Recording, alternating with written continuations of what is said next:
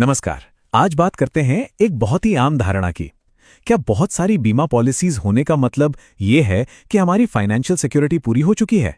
चलिए इस विचार को थोड़ा और गहराई से समझते हैं। अक्सर ये सुनने को मिलता है, अरे मेरे पास तो पहले से ही बहुत सारी पॉलिसीज हैं। और सुनने में ये काफी तसल्ली देने वाली बात लगती है ना, कि भाई पॉलिसी की संख्या ज्यादा है मतलब सुरक्षा भी पूरी है। पर क्या वाकई ऐसा है? यहीं पर असली सवाल खड़ा होता है, क्या ये सारी पॉलिसीज मिलकर एक परिवार की जरूरतों को पूरा करने के लिए वाकई काफी हैं? देखिए, बात पॉलिसी की संख्या की नहीं है, बात है उनके टोटल कवरेज की। मतलब वो सारी पॉलिसीज मिलाकर कितना पैसा देती हैं, असल में तो वही मायने रखता है।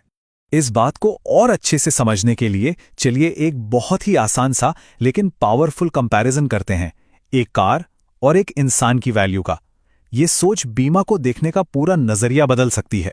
जरा सोचिए, जब कोई 10 लाख की कार खरीदता है तो उसका बीमा कितने का होता है? पूरे 10 लाख का। ये बहुत सीधा सा हिसाब है, जितनी वैल्यू उतना कवरेज।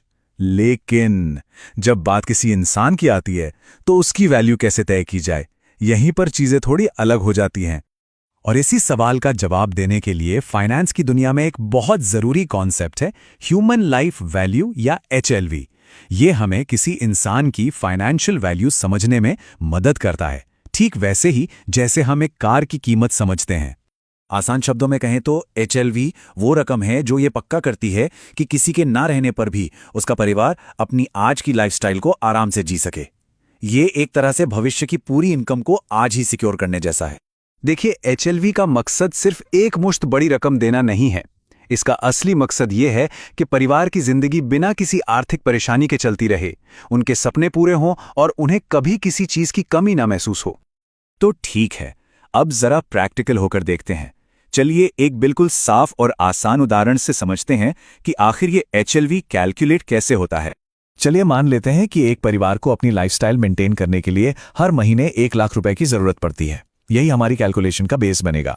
यही वो रकम है जिसे हमें इंश्योरेंस से सिक्योर करना है। तो देखिए, हिसाब बड़ा सिंपल है।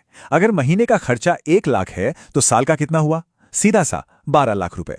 अब सवाल यह है कि बैंक में कितनी बड़ी रकम जमा की जाए कि मान लीजिए 6% के ब्याज दर पर हर साल 12 लाख रुपए मिलते रहें, और वो भी असल रकम को हाथ लगाए बिना। और ये कैलकुलेशन हमें पहुंचाती है 2 करोड़ रुपए के आंकड़े तक। जी हां, 2 करोड़।